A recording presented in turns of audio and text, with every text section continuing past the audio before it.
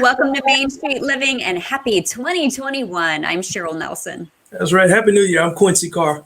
And I'm Danielle Alvari.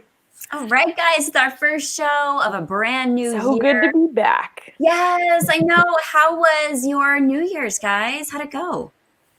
Mine was fairly decent. I want to say I couldn't wait to take down my Christmas or the Christmas. They weren't mine. Oh my gosh, Quincy! I mean, That's so sad. I warmed up and then I just kind of. I mean, I was happy that it was time to end the season. When did you take the tree down? Huh? When did you take the tree down? Immediately when the new year came. Mine's still up. Is it? Yeah. See, I love that. My husband always takes it down January 1st. Good guy. And I'm just like, no, I don't want to. In fact, I make him do it. I won't take ornaments off the tree. I am a rebel. Yeah. Cheryl, what did you do on New Year's? So for the first time, because of the pandemic, we actually didn't do anything. Didn't hang out with anybody. We just kind of hung out and watched movies inside and then watched the ball drop. But I always got to watch the ball drop. That's a tradition for me. It goes back to the Dick Clark days, the Dick Clark New Year's Rockin' Eve. You guys remember that? Yes. Yeah, I know. May he rest in peace. I always enjoyed that. What about you? You're not going to be happy with me, Cheryl. I didn't watch the ball drop. My goodness. I was asleep before midnight, which, really? I was just about 200% done with 2020. And I just decided to call it early. Oh my gosh. Were you like by a yourself? mercy rule, like when in like a game and like the other team's up by so many points, like just, let's just call it. Let's just call it and just start fresh tomorrow. That's a bummer. What about you, Q? My family and I, we have this tradition where we do like a funny, lighthearted music lip sync video. And we did it, and it was actually kind of tying into how crazy 2020 was. So so it's titled Dysfunctional, and it's a pretty funny joint. So we should see that on the show at some point. We got to get a clip of this video. I think that'd be kind of fun to watch. Yeah. I'll get a clip of it and maybe play it next week. Yes, that would be exciting. Okay, and of course, 2021. Everybody always talks about resolutions. Do you two set them? If so, what about this year? My resolution, I'm always trying to do better than I do the day before. Like that's just my whole thing. So I like that. Again, this year was doing better this year than I did last year in terms of giving back and giving more of my time and just trying to see people do better in life. So that's wonderful. Yeah. Danielle? Mine is to work on being a better listener. So yeah, and it makes it sound like I'm a bad listener, which maybe I am. But yeah, I very much believe like 2 ears, 1 mouth probably should be listening twice as much as we're talking. So I'm trying to get better at listening. So that's kind of my goal for the year. What about you, Cheryl? I love that. Mine is I want to be in better touch with my good friends, because sometimes months will go by and you won't talk to them for a while, and I just want to stay in touch better with people. I think the other thing I would love to do is travel more, which you guys are probably gonna laugh at because I'm with you. I'm so with you. But I mean, I guess that's after the 2020 pandemic year. My travel was not what it usually is, and I kind of feel like a caged animal sometimes. So once it's safe, I want to go out and about and do things. Yeah, well, kudos to your new microphone too. I think we got a new microphone. You like that? Yeah. That was actually my husband's present to me for my birthday. Nice. Okay, that makes up for taking down the tree so early. Okay, yeah, it does. I think that. Yeah, you're right. Well, guys, we got a great show coming up today. Lots of stuff. Yeah, we're gonna hear from our friends at the Arizona Science Center. That's right, and we're taking it to the hardwood with college hoops. Yeah. All right. I like that. And we've been talking about New Year's resolutions. And if you've made one to stay healthy and eat and exercise more, or eat less rather and exercise more, we will share some tips to help keep you on track. Don't miss it.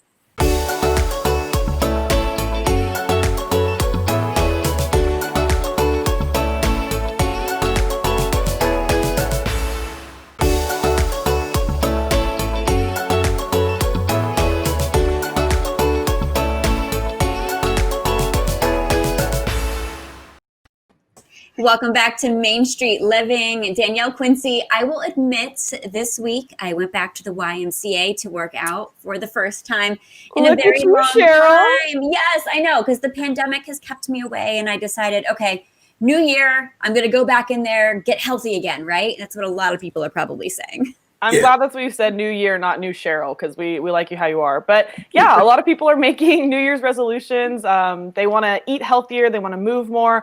But a lot of those resolutions are abandoned by February. So here to help us hold on and actually commit to those resolutions, we have fitness instructor Angi Abercrombie. Angi, welcome to the show. Hi, thank you so much for having me. Thank you. No Okay, problem. so Angi, first question. Where are we going wrong with these resolutions? What can we do to actually stick to them? Well, I tell you what, sustainable health and weight loss doesn't happen overnight. We live in such a microwave society, insta everything. You have to go slow. You have to set long-term goals. The old story, the tortoise and the tortoise and the hare. We got you. The tortoise wins every time. I love to tell people, we all have that friend who has just like incredible genetics. They just came out of the womb, athletic and fit. Good, consistent, steadfast work. I was thinking of you, Quincy. Yeah. Yeah, and healthy eating can outrun circles around good genetics. It's true. Absolutely. Yeah.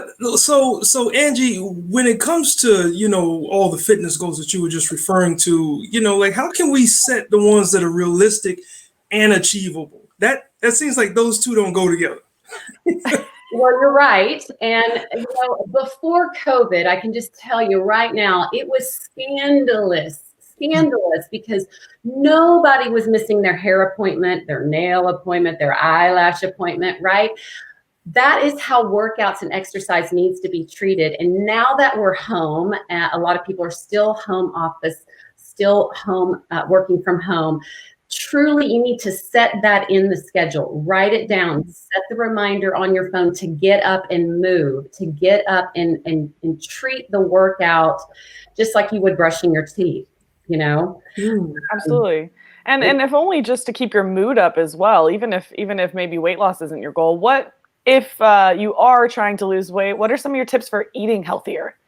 Well, I always tell everyone that every human on the planet has access to a fat burning machine, and it's called your metabolism. And if you think of your metabolism like a campfire, in order to keep a campfire going, what do you do? You add oxygen. Wood. Correct. You add wood. You just keep putting logs on the fire. Well, that's how our bodies are. And if you keep putting good food in your body about every 3 to 4 hours, because a hungry body is a healthy body, meaning we're designed to be hungry. We need fuel, just like that campfire needs to keep burning. And if you put bad wood on a fire, it's going to spark, it's going to act erratic. Our bodies, when we put grease after fried, after buttery, after rich, all the time, our bodies bloat. They gain weight. They get the muffin top. It's the same way. So eating is definitely something you need to do. I'm not into restrictive diets because you can restrict and it's going to work, but it's going to come right back on. So just balanced, healthy, high protein, low carb, low fat, all day long. Okay, so I just realized I've been eating some bad wood. Thank you very much, Angi. You had some grease fires going on? Yeah, not good at all. It happened. But with the pandemic, with many gyms closed, like what's your advice on getting fit at home or even in the neighborhood? Great question. Exercise has truly never needed to be fancy, and that's been a motto of mine for a long time. What you do is hire a personal trainer like me. That's what you do. I'm doing virtual all across the United States right now. So you're getting the value of a personal trainer, but through Zoom or whatever technology you choose to use. And I do it in groups or private sessions. But if that's not your gig and you're sick of looking at a computer, a park bench, lifting weights burns fat and doing cardio burns calories. So the fastest way to lose the fat is to lift weights. So with a set of dumbbells and some resistance and some accountability. I love everything. So what are some of the challenges of doing it virtually? Not well, like I said, I have some friends who they love me. They loved my gym, and I have a small home gym that a studio, if you will, and they come to it. But they're also home working. They're used to traveling and taking me on the road with them. But so when they come in the gym, they like that accountability, and so they just don't want to look at another computer screen for another hour or 30-minute session. So I would say, aside from that, it's the only downside. So you just get outside and you move, and you can take my virtual workouts actually outside on your phone, and do the same exercises from outside, in your office, in your home gym, in your living room, whatever space you have. That makes a lot of sense. And, your information is going to be down here at the bottom, but just let the folks know where they can contact you. Yeah. Well, you can my information is abercrombieandfitness.com. There's a variety of ways to get hooked into any of my workouts. I'm also on Instagram, so check me out. I hope it's the same handle, because this name is just fire. It's absolutely. Thank you so much. Angi Abercrombie is, I think, what my Instagram is. Okay. Awesome. Well, thank you so much for helping us out with the tips for the new year, and we certainly appreciate you. Thank you. You got it. Thanks for having me. Great. Now, Danielle, there's definitely nothing like giving your mind and body a fresh start in 2021, but what about doing the same in your home space? Find out when we come back after the break what we're talking about.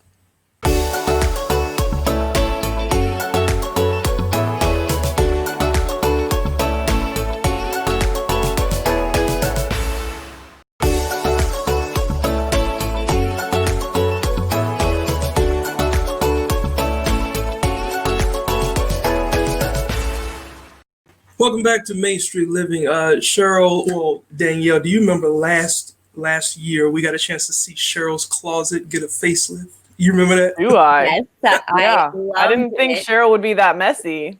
Hold on. Not messy. I just had too much stuff and not enough space. And then my closet collapsed. Everything fell off the wall. Have you ever seen the show Hoarder, Cheryl? That's what they say. It's just like too much stuff and not enough space. All right. You guys have got to come to my house. You will see I'm not a hoarder. However, many of us are looking for a fresh start in the new year. And since we've been spending so much time at home lately, why not start 2021 by giving your home a makeover without breaking the bank? Here with some creative ideas is home design expert Darin Hunt. Welcome to Main Street Living. Good to see you. Thank you so much for having me. Happy to be here. So we want to rearrange our home, making it look nice and fresh. How can we do that with the stuff that's already there? I mean, is that possible? Can you rearrange my home and move the litter boxes and make it smell better? You're absolutely going to be amazed at how much can be done without really spending any money at all. As I've worked with clients over the years, I've noticed some commonalities, and those commonalities have been, and Cheryl, you mentioned it earlier, we have so much stuff. Do you know, according to LA Times, that the average home has 300,000 items? It is amazing how much stuff that we have. That gives me anxiety. Me too. Me too. I'm just looking in my office, and I mean, I probably have 300,000 books behind me. Right.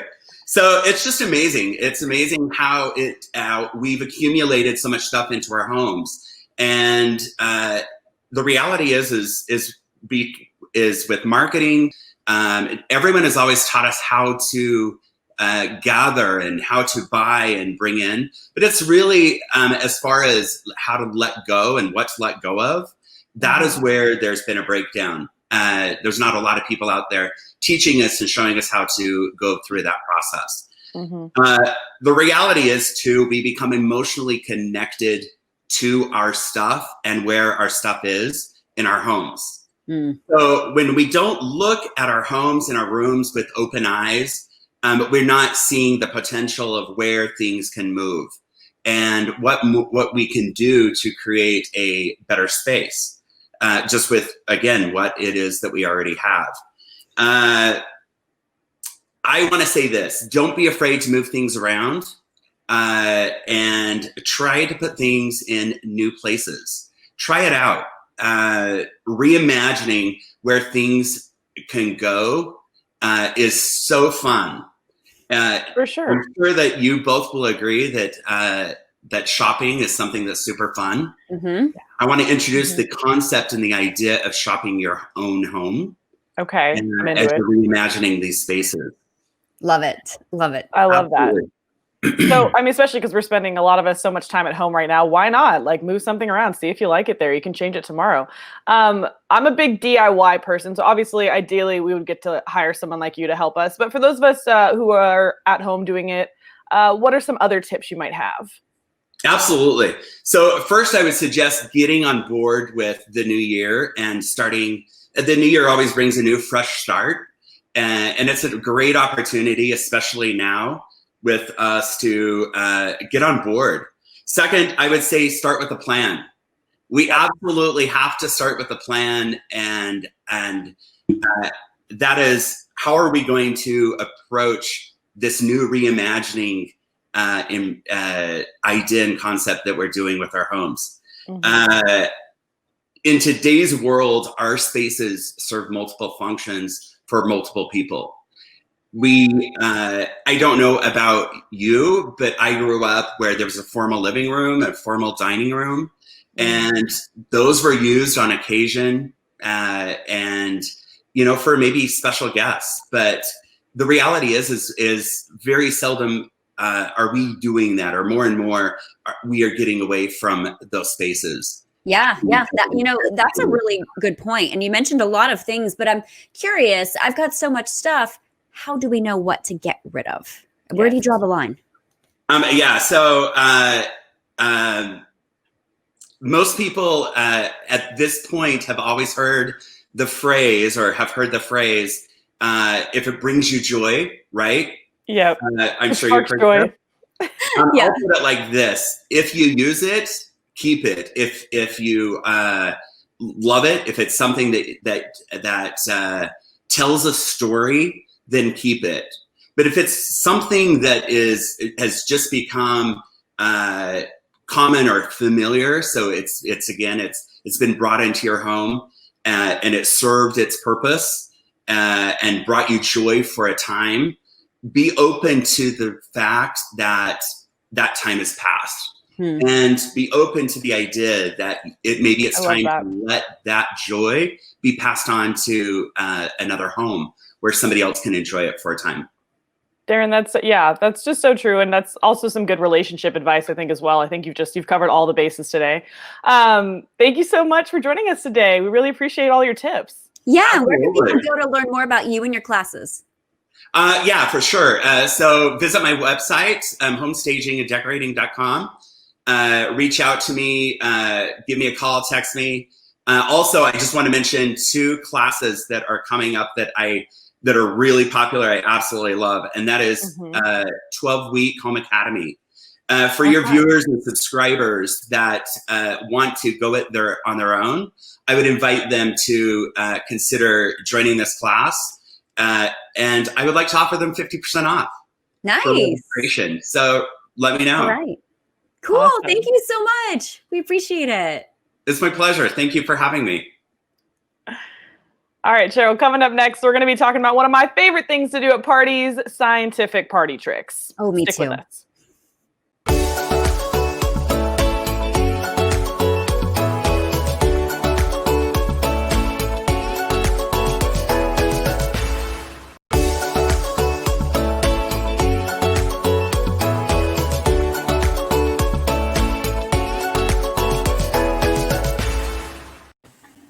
Welcome back into Main Street Living. If you are still looking for a New Year's resolution, I think a great one would be to get a little bit more into science. Cheryl, what do you think? All about it, all about STEM. And you guys know I love science, so I don't have to convince anybody that science is cool and fun. And Sari Custer from the Arizona Science Center is back with some fun at-home experiments that will impress and amaze you and maybe even get you interested in meteorology like me. Take a look. Hey everybody, I'm Sari Custer, and I hope you're ready for a little more Sari on Science from Arizona Science Center, because today I'm bringing you a couple of my favorite science party tricks that are going to keep you entertained and engaged while we're all staying home a little bit more. Now, these challenges are awesome, but we're going to use flame and some boiling water on the stove today, so I just want to make sure that you're really careful. Definitely use adult supervision. But does that have you excited? Me too. All right, let's go get started. Let's get into the first one, the can crush. Can you challenge your friends and family to crush a can without even touching it? All right, it's gonna make for at least some entertaining tries, but you're gonna be able to do it with science. First thing you're gonna need at least one empty soda can. You'll probably want a couple of them. Just a little bit of regular room temperature water, a big bowl of ice water, and then a pair of really good grippy tongs. And you're also gonna need the stove because we're gonna have to heat this up. So starting with pouring a little bit of water into the can. So you just need a little bit into the bottom, enough that when you set this on the stove, it's gonna be able to start to boil. Heat it up until the water is boiling. You're gonna look for the steam coming out of the top, and you might even be able to hear the pinging of it. All right, let's see what happens when we take this can off the stove. So that when you bring it over, you're gonna invert the can, opening all the way into the ice water. Here we go, 1, 2, 3.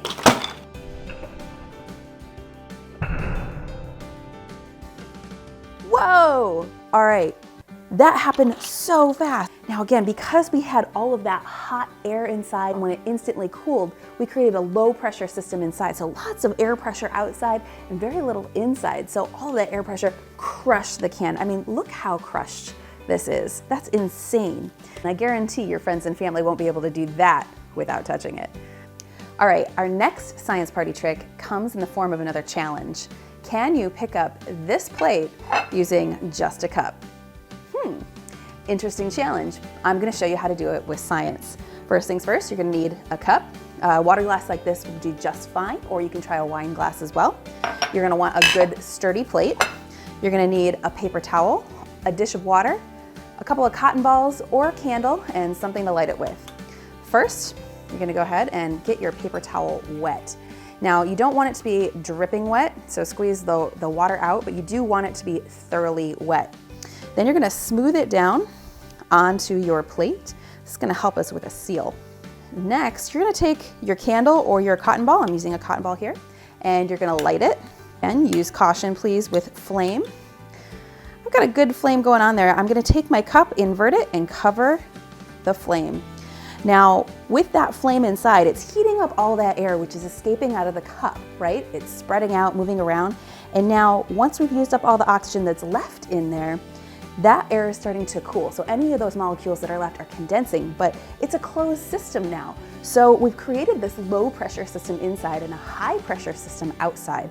And all of that air pressure is pushing down on the glass, pushing up on the plate. We've created a vacuum. And now you're gonna go ahead and just pick up on the plate, and voila, you've got a perfect vacuum seal here, and you're able to pick up the plate with just the cup. All right, guys, I hope you had as much fun with those activities as I did, and I can't wait to see you try them yourself. Now that's it for today, but next time you're in Phoenix, come on by Arizona Science Center, and until then, you can always find more science online at azscience.org. All right, guys, you gotta love a cool party trick like that, and it's weather themed, and you can find more fun science stuff at azscience.org. That's right, Cheryl. And unfortunately, although in science class, it was never a slam dunk for me. I always loved the game of basketball, though. And when we come back, we're talking college hoops. So you guys stay right there.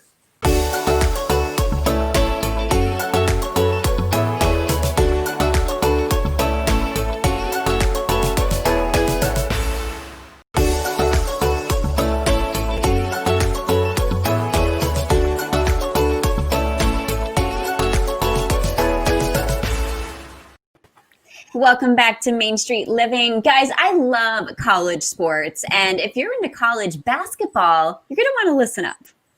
Yeah, whether your jump shot is whack or it's good, right? I had to throw that in there for Danielle. Between the pandemic and the political climate in the country these days, we can all certainly appreciate the distraction that NCAA basketball brings us in a positive way. So here to talk things all college hoops, we have recruiter and sports analyst Adam Finkelstein. Welcome to the show, my man. Thanks for having me. You got it. Now, getting right into it, it looks like for now, the plans are to have the NCAA tournament in Indianapolis. Like, what does that mean for the tournament overall? Well, that just became official, and that was kind of always what the world suspected because, the NCAA is based in Indianapolis. That's their home base. They have access to those facilities year round. So I think it was, just basically making official what most people already suspected. And essentially what it means is this will be an NCAA tournament unlike any other. You're not going to see different locations and different regions. Just going to see everybody going to Indianapolis. And obviously the big concern is going to be that many people in one, bubble, for lack of a better word, because it's not going to be a true bubble. What happens if somebody tests positive? And those protocols are starting to come out now and seeing how that's going to work. But what we do know for sure is that everybody's going to Indianapolis. They've started to make public the facilities they will use in the city, the hotels that they're going to require people to stay at. And it's a pretty significant undertaking, but one that was really necessary, because if you follow the business of college sports, the NCAA tournament had to happen this year. Yeah, especially because it didn't last year.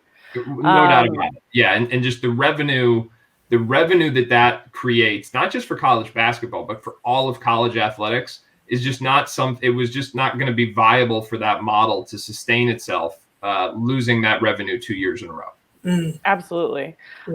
I'm super excited. I love college basketball. I think it's going to be March Madness meets Hoosier hysteria. It's going to be just how great that it's already going to be in Indiana.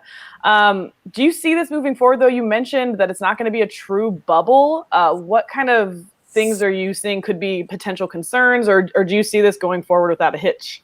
So, well, listen, in the days of COVID, I don't think anything goes forward without a hitch. So I think they have to build contingency plans within the operational blueprint.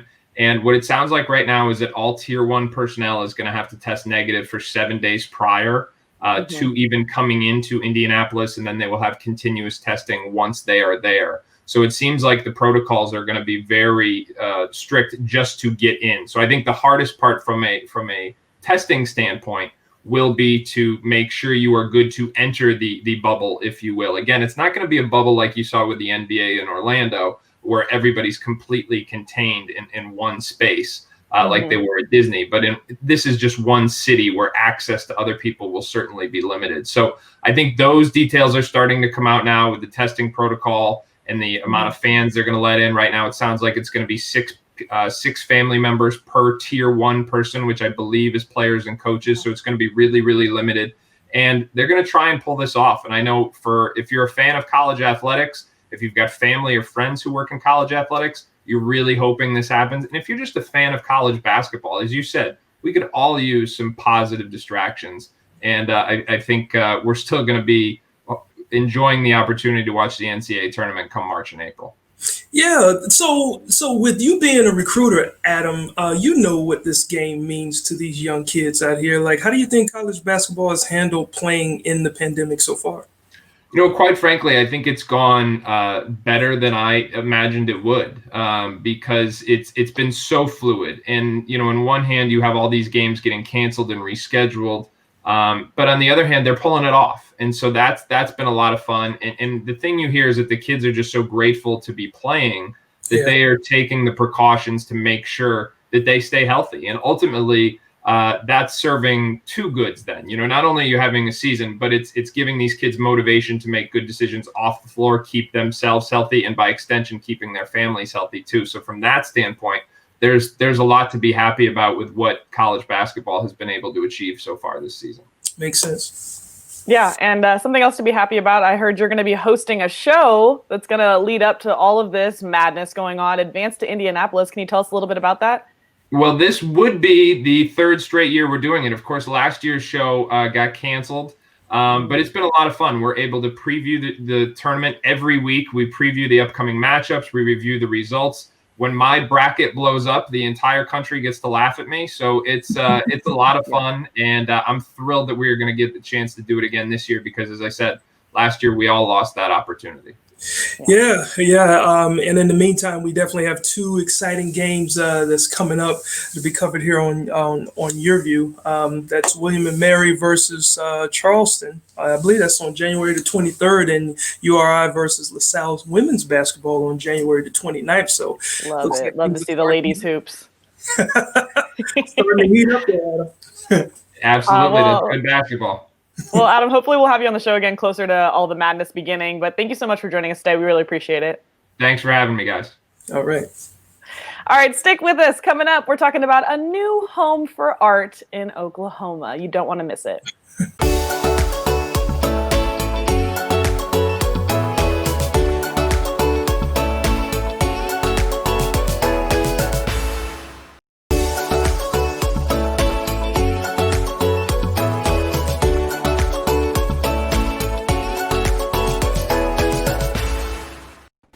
Hey, welcome back to Main Street Living, ladies, the both of you. I'm so excited because we're taking our first trip back to Oklahoma in the new year. We was there last year a couple of times, right? I'm ready Yeah. for it. Yeah, let's go. Yeah. And I think we can all agree we could all use a little more art in our lives. And a newly opened museum space in Oklahoma City is providing accessible, inclusive art experiences for free exhibits, performances, and classes. So check it out. For a cultural organization of this kind to open anywhere in the country is rare. For a contemporary art institution like ours, which is unique in the state, to open in a place like Oklahoma is a really big deal. It not only signals that the community is growing, evolving, and changing, it also indicates that we are doubling down as a state, as a community, as a city on culture, art, ideas, and the contemporary world that is reflected through really all of our programs, our classes, our exhibitions, our performances. Having a facility like this with design-driven, purpose-built spaces for education, for exhibitions, for performances, for programs of all kinds, it allows us to elevate the level of exhibitions that we can present, which means more space, both indoor and outdoor, for sculpture, photography, visual art, mixed media, performance, as well as the proper facilities and the environment to facilitate major loans from institutions all around the country, allowing us to offer the type of exhibitions that, in a contemporary sense, this community hasn't been able to experience before. We're able to do programs and deliver initiatives and experiences and creativity that we could never have done at the fairgrounds. So it's very, very exciting to see what it's doing for Oklahoma Contemporary and what it will do for Oklahoma City and for the school children and for young adults and for seniors and veterans. It's just unlimited. One of the most exciting aspects of having people in the building and seeing the exhibition and seeing the spaces is hearing their ideas, what they see happening in this building on the 6 acres on which we sit. You know, we don't have all the answers, and so listening is as important as talking to our patrons. And I think that the next few decades are going to be an exciting time as this community sees what this building can do and will do and should do for our community. Each year is a blank slate, a new opportunity to introduce new ideas, new programs, new creative experiences. So in some ways, this is a year like any other. The big change for us is we can't have massive numbers of people in the building at a given time. One of the things that we've been learning recently is that suddenly you don't think about your audience in terms of your city, your county, your multi-county area, your state. Suddenly you can have a global audience. I think if you're accustomed to assuming that contemporary art is all confusing and abstract and designed to be put on a pedestal and observed from afar, you'll be completely surprised at what you'll encounter here. We're all about what's happening right now, and that keeps it very exciting, and it's always different. So we want to see you here. We hope to see you here. We look forward to it.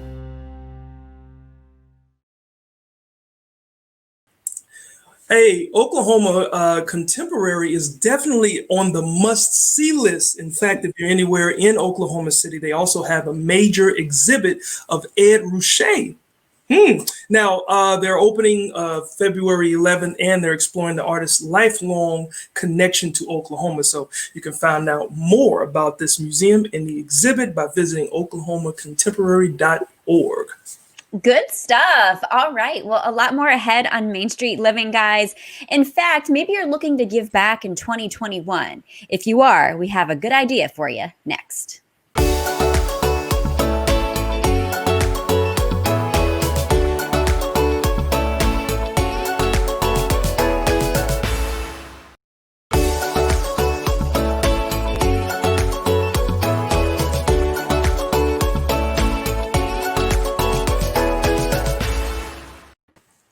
Welcome back to Main Street Living. I think we can all agree that we are happy to see 2020 end, right? Yeah. Yeah. Yeah, but unfortunately, that doesn't mean the problems of 2020 are gone, ladies. So, Right. in fact, with job losses still on the rise due to COVID, many families are actually struggling to put food on the table more and more these days. So a group in California is helping families bridge that gap. And Feeding San Diego says the face of hunger is changing. Check it out. Feeding San Diego is the leading hunger relief and food rescue organization in San Diego County. Our mission is to connect every person facing hunger with nutritious meals by maximizing food rescue. Last year, we distributed more than 31.2 million meals across San Diego County to people facing hunger, and 92% of that food was rescued. Hunger has always been a crisis in San Diego County, but COVID has deepened the crisis. Unfortunately, thousands of people across San Diego County are facing hunger right now, and many are doing so for the first time. The reality is that it really changed so many things. It impacted the number of people that need access to food assistance. It has significantly upturned our operating model because we've actually had to change all of our distributions to be drive-through models to ensure safe distancing and social distancing. And it's also really upended the food system in general. There's been a run on grocery stores, restaurants, and the convention center and the zoo, all the places that we rescue food from. A lot of their attendance is down, or restaurants have had to be closed. And so that's really impacted our ability to also rescue food. So as a result, our costs to operate have really skyrocketed. We've just overall had to reinvent ourselves a little bit over the last number of months, and we've had to actually purchase a lot more food than ever before. Normally, in a given year, we purchase about 24 truckloads of food in total, so about 2 truckloads of food a month. And since COVID, between March and the end of June, we actually had to purchase over 200 truckloads of food just to help keep up with the rise in need. So our operations really have been affected. Many people have been living paycheck to paycheck and are not able to withstand this volatile time. So we're unfortunately having to turn to Feeding San Diego for the first time.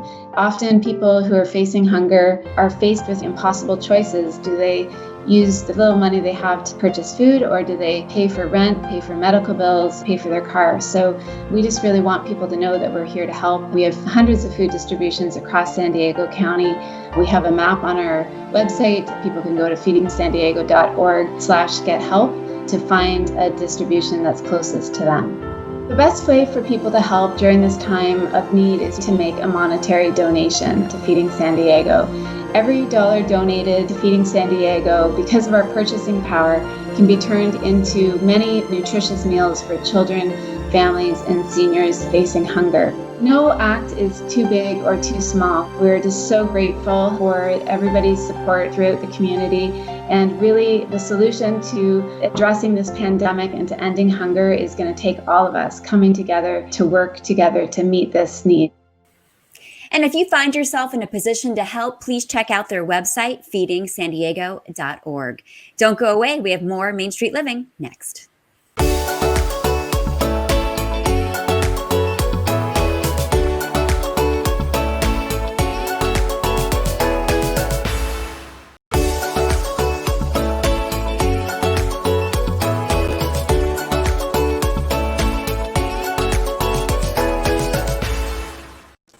Welcome back to Main Street Living, wrapping up the first show of 2021. Ooh, Yeah. it's fun. We have made it. We made it out of a crazy year, and we're into a year that we don't know what it holds, but our expectations are high, of course. Yes. Yes. Yes. How Hopefully long did you guys make it last year with your resolutions? How far into the year? I don't think I made one last year.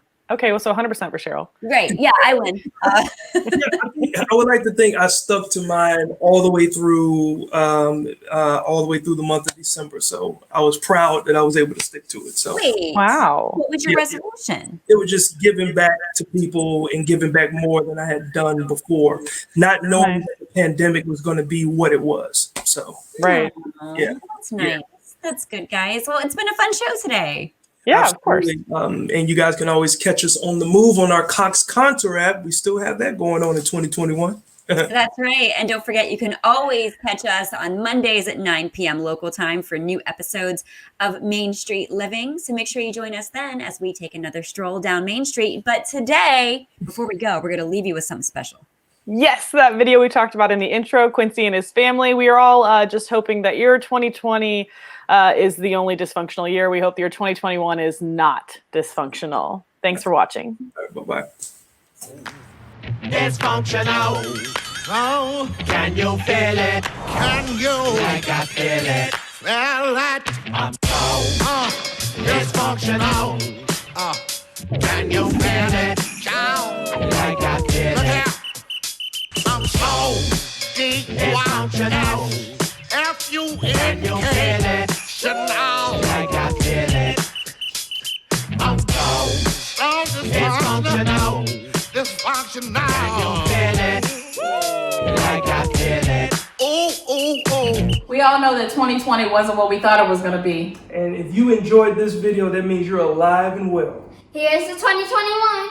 Happy New Year from the Cars.